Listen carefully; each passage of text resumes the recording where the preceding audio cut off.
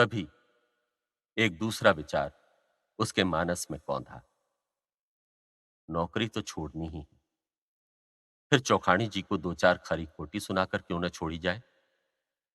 अन्यायी को अपनी क्षमता पर दंड तो देना ही चाहिए।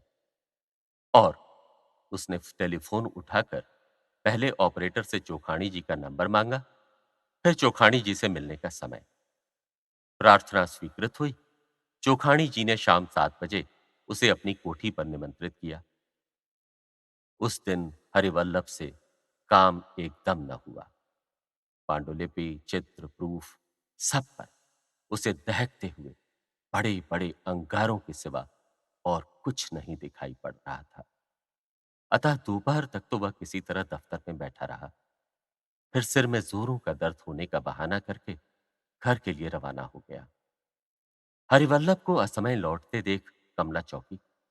उसने तुरंत पूछा, तबीयत तो ठीक है? और उसके ललाट पर अपनी हथेली रख दी। गड़बड़ी ऊपर नहीं है अरुण की मां, अंदर है, भयानक गड़बड़ी है। बोलते हुए हरिवल्लभ ने उसकी हथेली धीरे से हटा दी। कमला की समझ में कुछ न आया सिवाय इसके कि कोई दुर्घटना घटी है।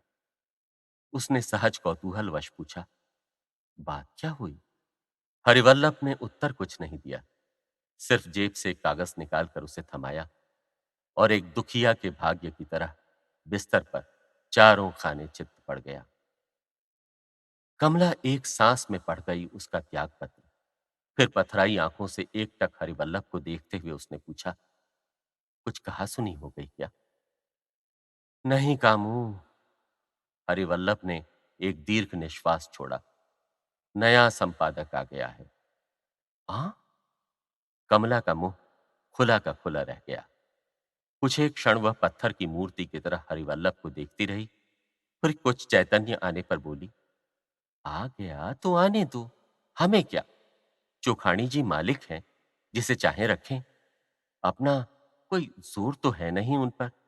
हम क्यों इतना बुरा माने इसका कि रिजाइन कर दें?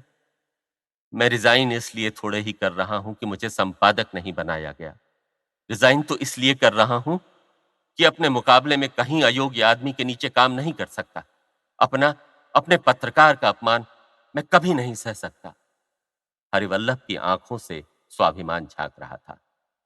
स्वभावतः ही प्रश्न हुआ, कौन हुआ है संपादक? सुधीर। हरिवल्लभ के स्वर में विद्रूप स्पष्ट था। सुधीर कौन? वो लड़का तो नहीं जो कहानियां लिखा करता था और मानव में अपनी कहानियां छपवाने के लिए जो तुम्हारी मिन्नतें किया करता था? हां, वही। एक व्यंग्य भरी मुस्कान हरिवल्लभ के होठों पर तैर गई। अरे, वो तो तुम्हें गुरुदेव कहता था, तुम्हारे पांव छूता था। हां, लेकिन अब मैं उसके पांव छूऊंगा।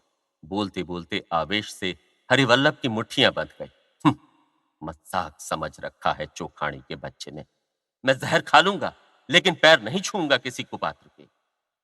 ये था उसने लिखा था ई बुक की कहानी पैबंद का अंश।